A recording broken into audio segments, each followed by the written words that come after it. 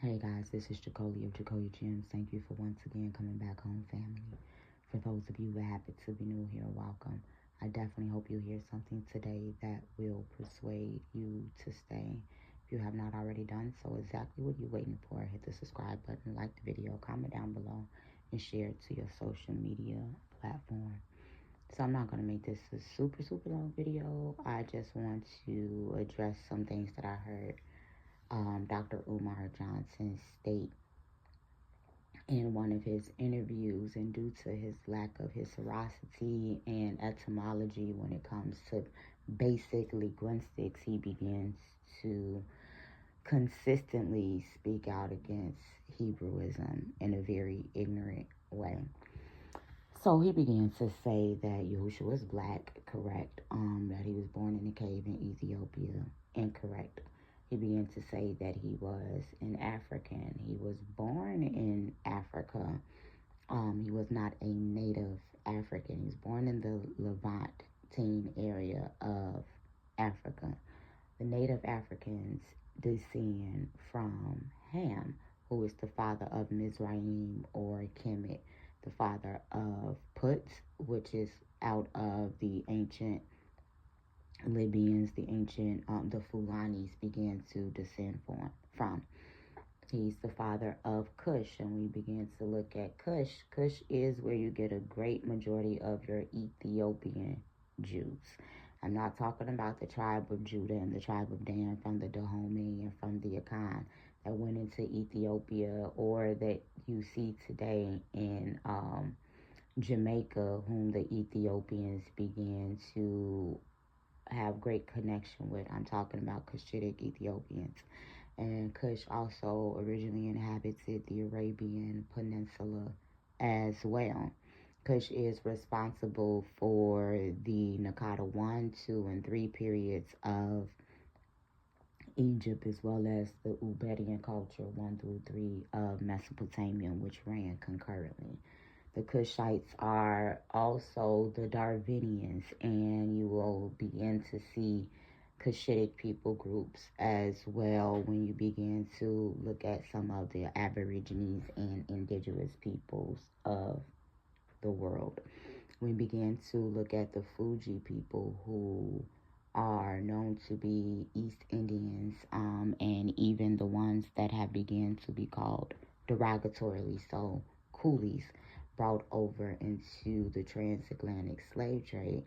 These are Cushitic people groups, and as you begin to see, they blend in right along with Negroes, but they indeed are different. They are actually closely related to Eritrean people, such as Nipsey Hussle, as well as Tiffany Haddish. Now, Tiffany Haddish's father is a Jew. And so when you begin to look at the Eritrean peoples, they have a great conglomerate of Edomite among them as well. So these would be your native Africans, okay? And so then when you begin to see Dr. Umar Johnson saying that Yehoshua has nothing to do with being a Hebrew, Yehoshua he was a Hebrew, okay? So when we begin to look at the word Hebrew, it's literally Eber. And Eber is the son of Shem. That's the literal word, Eber, Hebrew. And when you begin to look at the word Arab, they share similar roots. And when you look at the word Arab, it is literally evening, which is denoted, I believe, in Genesis 1 and 4. Don't quote me, but it's in Genesis 1 with the creations. And we know that evening begins to denote darkness. And so when you look at Arab, it also begins to mean many or multiple. And this is due to the fact that multiple Arab nations, black Arab nations, came out of Shem and out of Eber. When we begin to look at the name Shem, it literally means name in Hebrew. The word Shem is Semitic.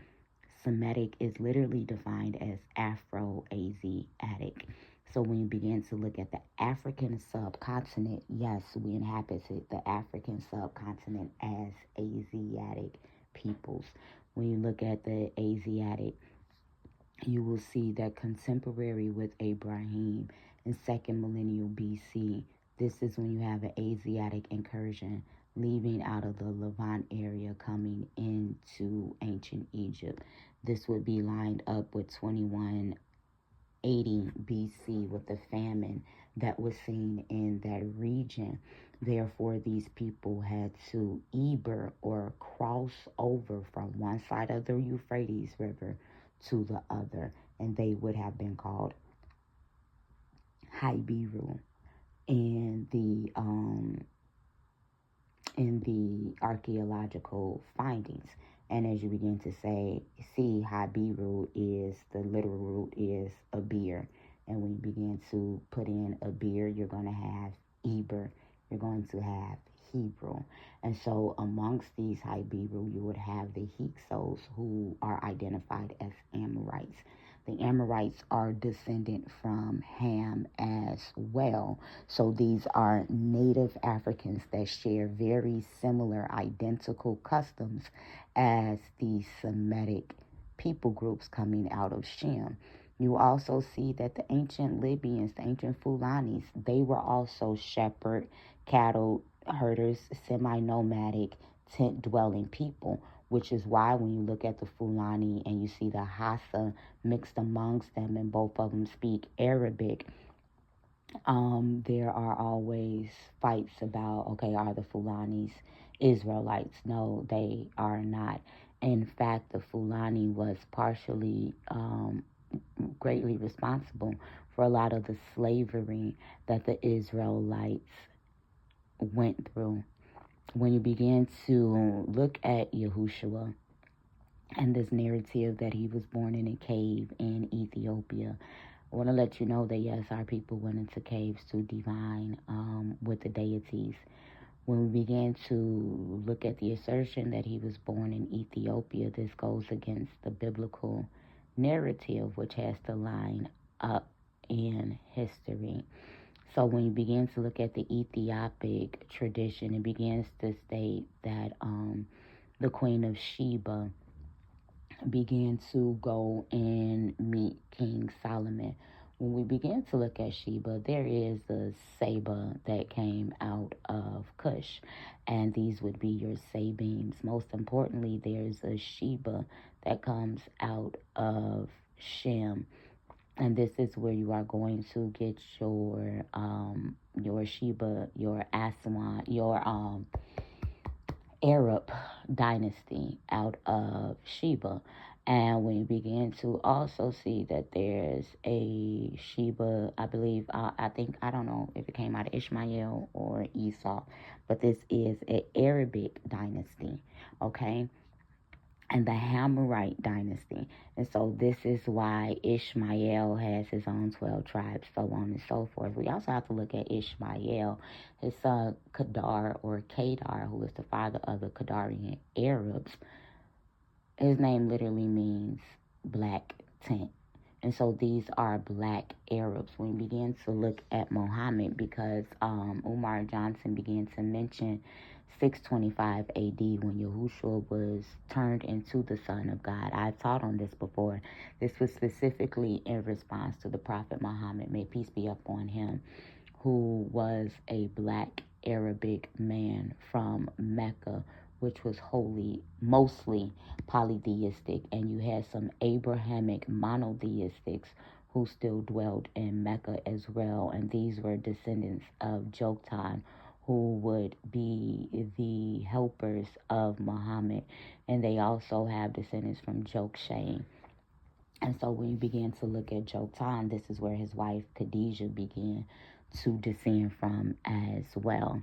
And so these are black nations. When you begin to look at the name Abram and Ham, this is father, and then exalted father of many nations. That's the extended version, but it's of many black nations, because Ham literally means burnt, means black. But he was a father of many black Arabic nations. In Islam, he would be referred to as a sheikh, and by definition, according to Genesis, the 12th chapter, he not only qualifies the definition of a Hibiru, which is to be a semi-nomadic. We see that he was semi-nomadic when he began to leave out of Mesopotamia, the Levant, on foot to cross the Euphrates River and become sedentary by pitching a tent in Haran, tent dwelling, we already said that, and to disassociate from the only ethnogenesis markers.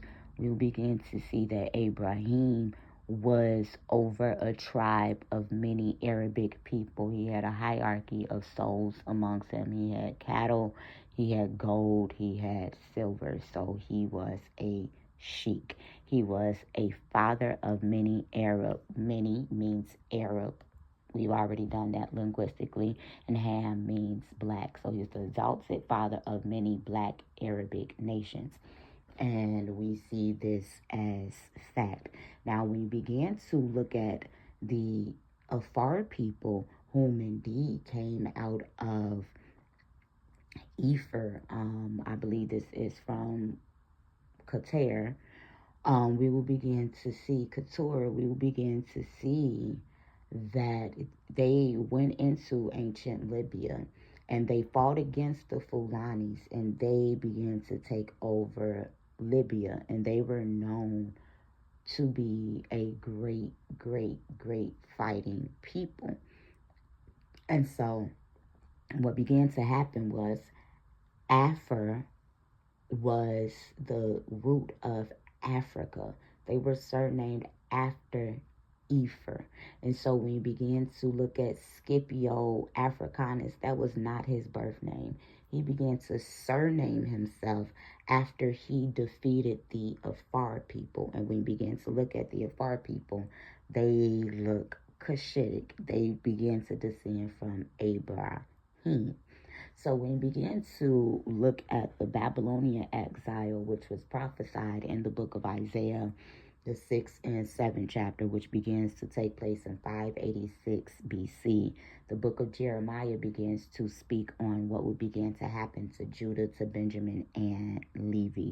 He stated that they would be taken off into captivity, and we see this beginning to be prophesied in the book of Daniel, the 9th chapter, which also began to prophesy the kingdom that will come and last forever to take over this beast system, which begins to point to Islam, which is peace, which is shalom, which is Shiloh, Muhammad, which is Ahmad, which is Maniakim, which is rest, which is comfort.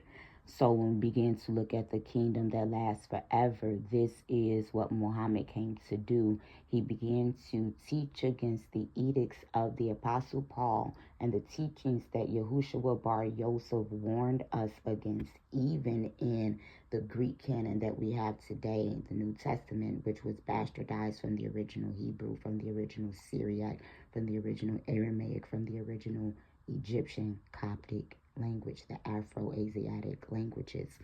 We begin to see that he began to warn and say that he's against those who say, if I'm in the desert, and they say I'm in the desert, the apostate Apostle Paul, according to Acts 21 and 21, went down into Saudi Arabia and said that that's where he was taught by Yehoshua. During this time, there was only one Nabatean, because the Apostle Paul was a Greek and he was also an Arab. He was from the Nabatean, from the Herodian dynasty. I believe it's Acts 13 and 3 begins to inform us that he grew up with Herod and that he was a relative of Lucian the Greek, like they came up together. And I believe it is Romans 16 and 9 that begins to identify Herodias as a relative of Paul. So when you begin to look at the Nabatean temple that was found in Greece, in Rome during this time, we have to remember that Paul was also a Roman citizen. And so it's the only one that was found outside of the Arabian, Pozzoli, Italy. Thank you, Most High. And we see that Paul indeed went to Pozzoli in the book of Acts. And so Yehoshua began to warn and say that if they say I'm in the desert, I'm not there. The Nabateans worshiped different deities than the Israelites. They were forced to convert to quote-unquote Judaism in the Second Temple. This is after the Assyrian captivity, so between 333 to right before Christ, 333 to 100 BC. So when you begin to see when Yehoshua also stated that if they say that I'm in a small room, believe them not. The Apostle Paul was having dialogues in the book of Acts with Yehoshua in a small room. He began to warn against him. In the book of Thomas, which was taken out of the canon, and it was written between 30 BC to 50 BC, Yehoshua began to say, literally, those who go into the deserts with long purple garments, these were the dressings of the Pharisees. So he was in direct opposition against the Apostle Paul, who began to make assertions into not only the virgin birth, but calling Yehoshua the Mashiach. So when Umar Johnson began to say that a Messiah, first of all, you had to be black to be a Messiah, this is also false doctrine. There are only two people in the canon who were called HaMashiach, or the anointed, and that would be Aaron, who is a Levite, via his father and his mother, his brother, his older sister. I think Miriam was older than him, but I know Miriam was older than Moses for sure. His sister Miriam, the prophetess, may peace be upon her, she was a Levite. Moses was a Levite. So Aaron had a son by the name of Eleazar. Eleazar became the first zealot, out of whom the Sadducees were birthed. His son name was Zadok. Zadok is Sadek, is righteous, which is out of who the Sadducees come from. And these are Levites. The Sadducees were against the resurrection that was being taught about and inserted into the New Testament. And this is due to the fact that in the Assyrian captivity in 722 BC, when the northern kingdom, which would be inclusive of your Gadites and your Ephraim, they began to see amongst the Yoruba, you began to see Manasseh, Ephraim among the Yoruba, and the sons of Manasseh, because when you look at the name Yoruba and you put it in Hebrew and you add the El or Lamad, it's literally Yerubbaal. And Yerubbaal is also the name of Gideon, who was from the tribe of Manasseh. You'll see them in India on today, specifically the tribe of Manasseh. There's a lot of tribes in India. So in 722 BC, these 10 tribes were pushed out and taken into Assyrian captivity. Now, this is before the Babylonian captivity, which is the one that directly impacted the bloodline of Yehoshua. Because if Yehoshua was a virgin birth, the way that it is being taught, and if Mary's genealogy was the one that was in Matthew and Luke, then Yehoshua would be a Levite, not from the tribe of Judah. And he was not a Levite because the census goes by the male. He was from the tribe of Judah because of his mother. Also, by Mary's father being a Levite, if she was pregnant before betrothal, and the Bible said that they were betrothed, so they were already engaged and they were already consummating their marriage. They had not come together to live as of yet, or to have maybe, or they probably cohabitated and did not have their big ceremony as of yet, but they were already legally bound to one another. If they had not been legally bound, Miriam would have been stoned, specifically because her father was a Levite, not due to sex outside of marriage. They were already betrothed. And so when we begin to look at the book of Leviticus, it begins to say that if a daughter of a priest placed a harlot and she ends up coming up pregnant, then she would be stoned. And we also have the biblical typology for this from the tribe of Judah, the mother of the tribe of Judah, Tamar. It is stated that her father was Melchizedek, who lived to be 969 years old, and it lines up with the time of Tamar. Therefore, when her father-in-law, Judah, did not keep the promise by giving her one of his sons after her husband died, and after his second son was given to her and he pulled out, which was a sin, and he ended up being dead because he dealt with her deceitfully, and he humbled the daughter of Zion and did not give her a seed to continue her husband's bloodline. She left and she went back at home, and she began to make herself a veiled woman, which is a sign of prostitution, the face covering, and Hebraic customs. And Judah, much like David, liked to have sex. So he began to have sex with Tamar. Tamar, he leaves his ring and his signet because he did not have the fiduciary funds on him at that point to give her money in exchange. So she was to keep his belongings as a signal of a debt that he would have to come back and pay. So when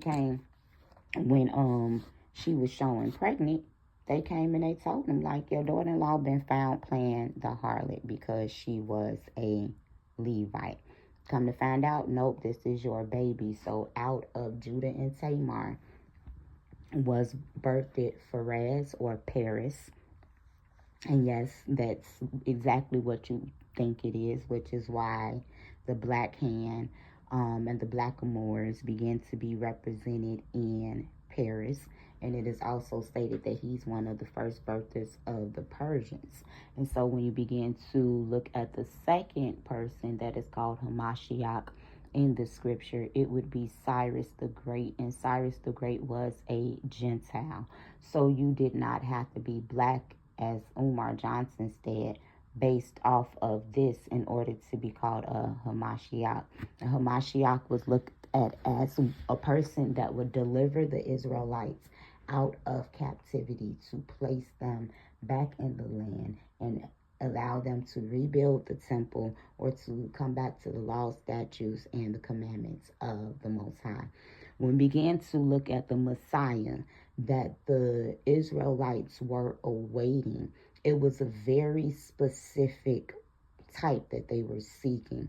We have to be historically sound. They were under Roman captivity during that time. So when the Sadducees did not fool with resurrection, is due to the fact that the 10 tribes was carried out into Assyrian captivity. And when they were carried out, they were replaced by Assyrians, by Babylonians, and by Africans, native Africans from Hammett. And so they brought their gods into the land, and I've taught on this before. And one of the gods specifically went by the name of Nergal. And Nergal goes back to Refesh, which is Rapha, meaning to come back to life in ancient Egypt, proving that this was a Semitic deity. And so this was gods of crucifixion, 3 days dead, resurrection. The same story that was placed into the New Testament concerning Yehoshua. So when you begin to see this, the Apostle Paul is the one that began to perpetrate the sightings doctrine. You do not have a first-hand account of the resurrection. In the Epistle of Thomas, and we have to remember that the word Thomas in Aramaic, which is the linguistics that was spoken by a lot of these people that was in the Galilee in the time of Yehoshua, and you could see that the New Testament was originally written in Aramaic because you began to have 2 Aramaic sayings that was left in there, one specifically by Yehoshua, Kum, which means arise, and I'm going to tell y'all that's part of the sacred name of the Most High, Talitha. He was telling the damsel to arise, and it's very important there because people began to say that this damsel was dead, but when he looked upon her, he saw that she was asleep. This signified that people would not begin to recognize the difference between sleep and death. So the Apostle Paul is the first one to say that he saw a resurrected Yehoshua. I want to let you know that the resurrection was not in the original Q source. It is not found in the Gospel of Thomas.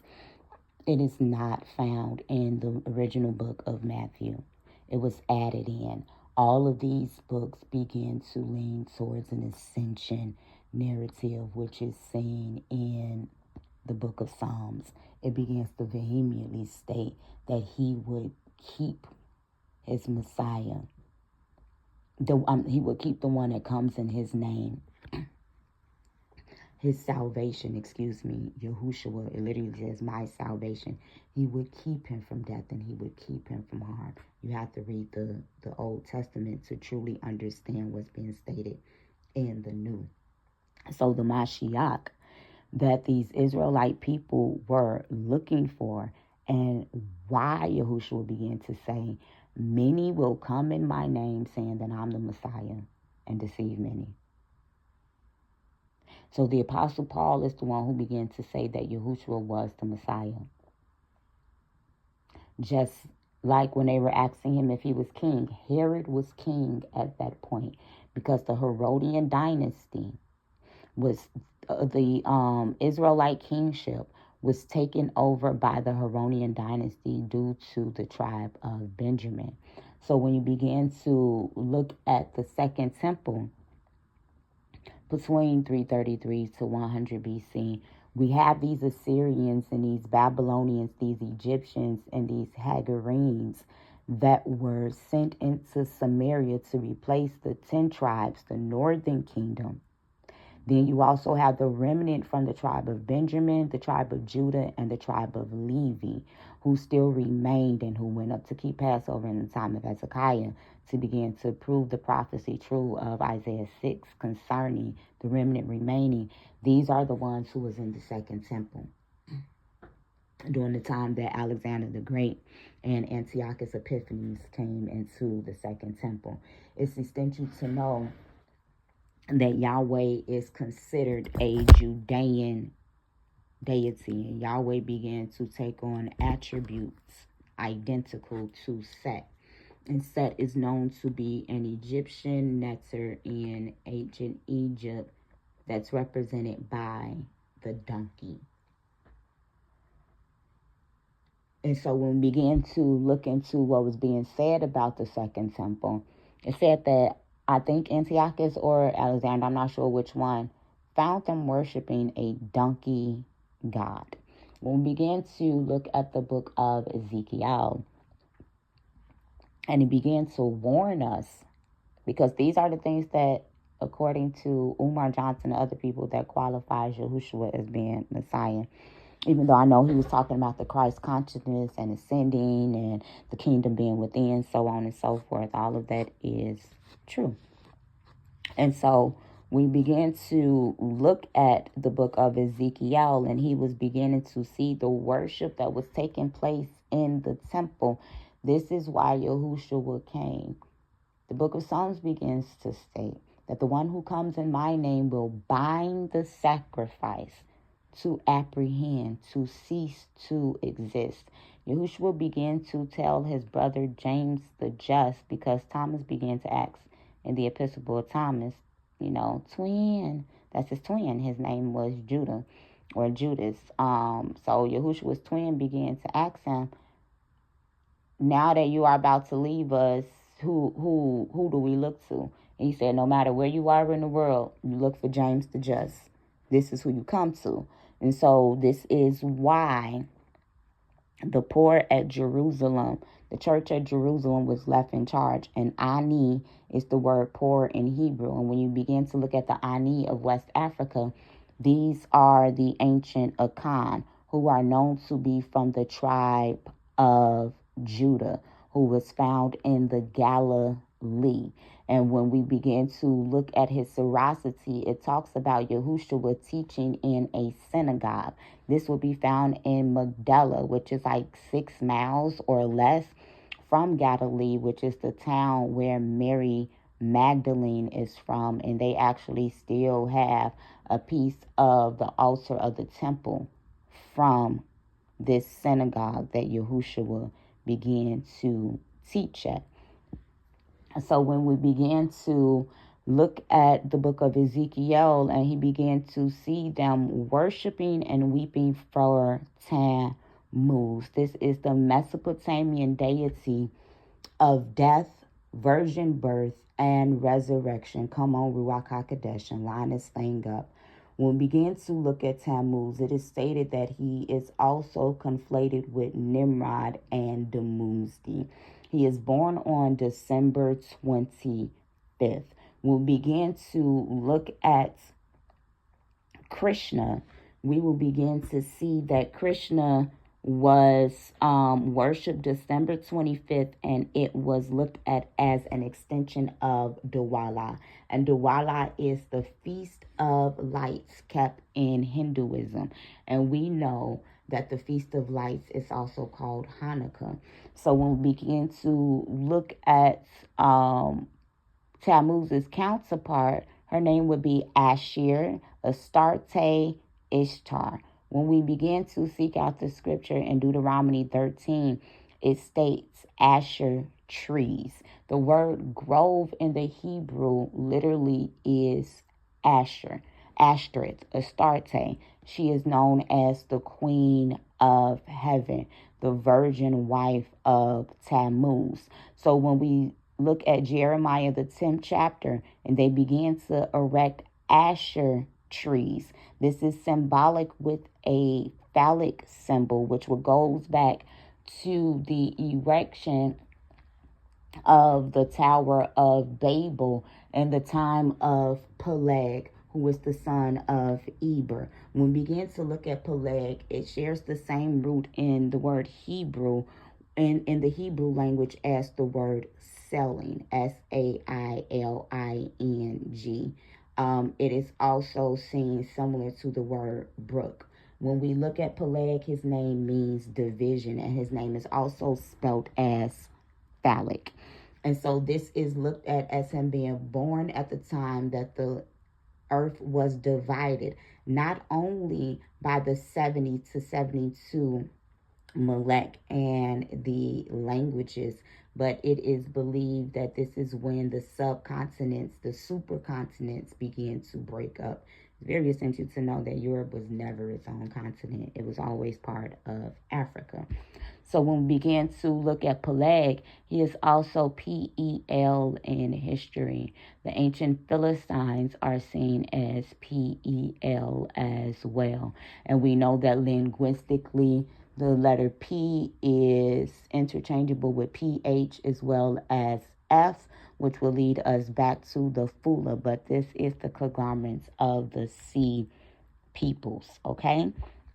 And so when we began to look at the worship of these deities of resurrection, this is the Messiah, Rephesh, Nergal, Tammuz, Krishna, who is being worshipped.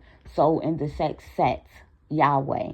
So in the second temple where they was worshiping Tammuz and they were weeping from him, and the women were casting dust on themselves. This was a burying ritual of Zoroastrianism, which was birthed out of Iranian religion, which is what has begun to bastardize Islam, giving you your Shiite people groups who began to hold a lot of these Zoroastrianism tendencies. When we begin to look at the book of Jonah, it should not even be in the canon. This is a Persian story. And due to the book of Jonah being inserted into the canon and the Greek Matthew adding in going down into the earth for 3 days, just as Jonah, that was not originally in the Hebrew Matthew. We have to begin to allow the Bible to define itself. The heart of the earth, the navel of the earth, is defined as Jerusalem over 10 times in the canon. So the center and the heart of the earth is Jerusalem. Yehoshua indeed went to Jerusalem, or the heart of the earth, for 3 days. Before his death. When we begin to look at his death, he was sick. And his, I almost slipped up. And Mary Magdalene began to take care of him. And he said, my soul is dying even until death. The young woman, she was dead too, wasn't she, y'all? And he said, Kum Talitha. He said she was sleeping. So when we began to look at these historical facts and ascertain that Yehoshua did not come to fulfill the Israelites' pretenses and prophecies of being the Messiah, that would free them from Roman captivity. He came to warn against the Pharisees, the Sadducees, to do away with the sacrifices that was in the temple, because the meat was being sacrificed to idols. And the Most High stated that he does not dwell in temples made by man's hand. He began to come to warn against the evil angel that we were deceived by, specifically Moses in the wilderness. Well, who was that evil angel? When we begin to look at Baal Peor, the word Baal literally means Lord, Peor of the opening. Lord of the gateways, Lord of the opening. When we began to look at gateways and crossroads in West Africa, this will be looked at as Father Leg. By Papa is Abba and Leg.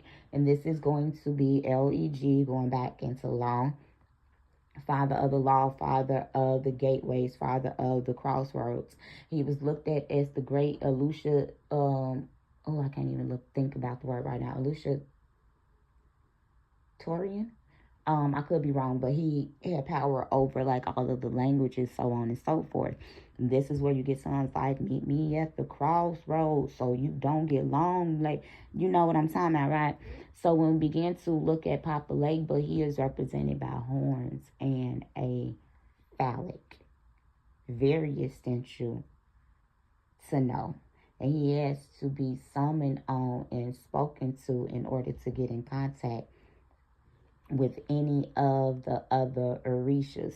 So when we began to research the worship that was beginning to go on, and we see how Yahweh was actually inserted into the scripture in the sixth millennium, because when you began to have the Elohim text that come like with the prophets and the judges, this was written in 900 BC.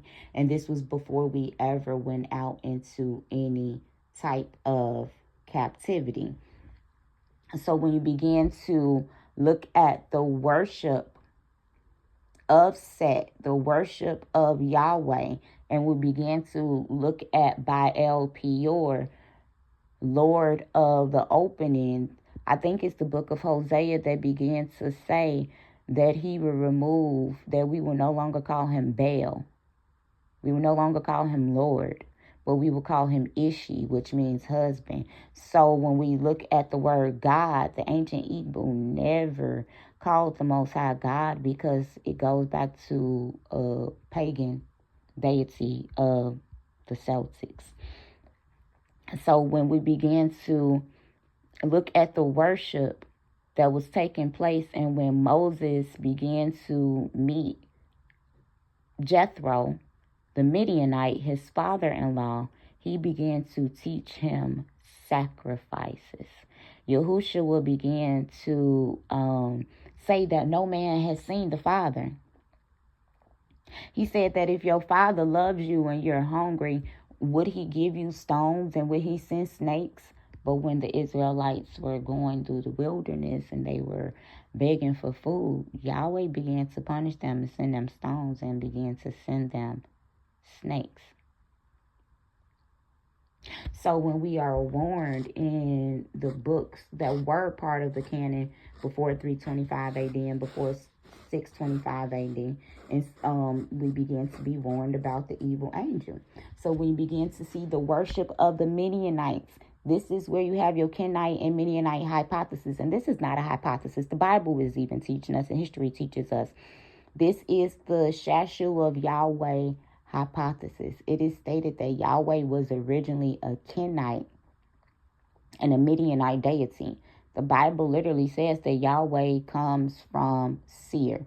The Kenites are known to be semi-nomadic, tent-dwelling water drinkers.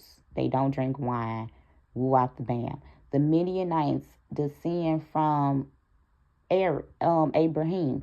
Both of these are Arabic people groups. And when you look at the Kenites, these would be like your Berber peoples, not the ancient Philistines who King David ran out in 1000 BC, but they would be seen among the Berbers as well, though, but they're in the deserts and the tents, so on and so forth, right? So when you begin to look at them, they are seen worshiping Yahweh in 2nd millennium BC. Now, they would be part of the Hebrew because, as we stated, Hebrews are not just ethnogenesis, because Kenites are not ethnically related to these Hebrew people, but these are semi-nomadic, tent-dwelling people. And so it is stated that Yahweh was originally worshipped by the Midianites and by the Kenites. And so we see that the Midianite Jethro taught Moses sacrifices. The Bible begins to speak vehemently, and the Father says that obedience is better than sacrifice. Who told you to give me sacrifices? Sacrifices is a contrite heart. It's being poor. It's being ani. So these are the things that Yehoshua came to do. And these are the things that we miss about him because we steady try to make him the Messiah that we were looking for. When we begin to look at the Messiah or the anointing that began to rest on Yehoshua, this will be the spirit that was present at creation. And this is when it says, okay, so I'm already there. Let's just go into it. So when we begin to look at Bereshit, or even if we look at Bara, which is created, we could take either one of those. B-A-R, B-R. This is the Bet, which represents the tent. The indwelling, which represents the Benai, which means understanding, right? And then you have the R, which is Resh, which is the head of things, the beginning, the first. This goes into Rosh Hashanah, which is the same season of fall that Yehoshua was born in. And when you look at BR, this is Bar. This means sun in Aramaic. So the sun was present in the beginning with understanding. Okay? And so when you begin to see that the spirit that moved up on the face of the waters, this is wisdom. The book of Proverbs, the 8th chapter, says that I was there in the beginning when Ahia possessed me. And so the spirit of wisdom is a mother. Yehoshua begins to say wisdom and her children. Proverbs 8 begins to say that wisdom was seeking the sons of man. Sons of man are humans or Adam or persons. So wisdom is the feminine quality. It's the mother. This is your virgin birth. The spirit of wisdom moved up on Mary and mothered Yehoshua. This is what is taught by the Ani or by the Ebionites.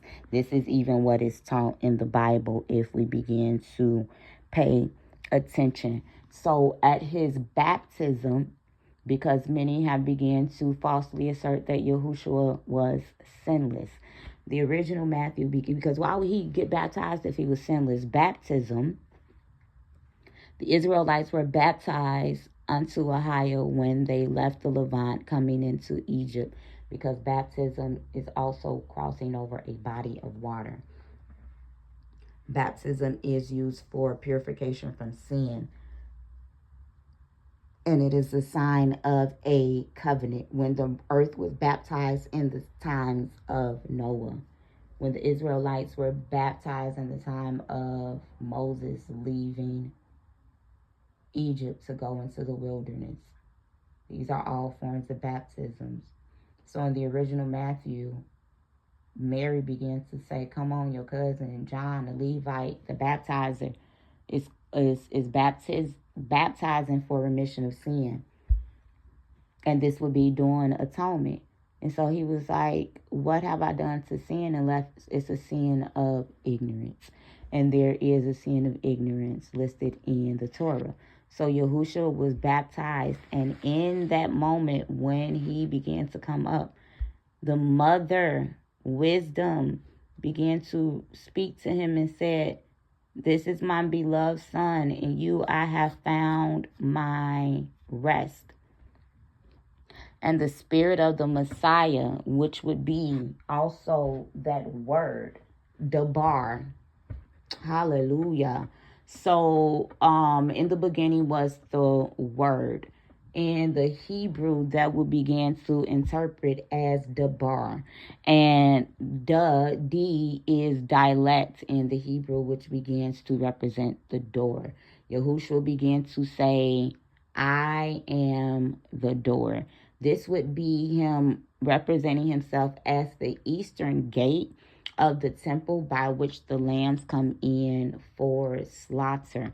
This would also mean that he would come through the door, okay? The door of the sun is the word, Dabar.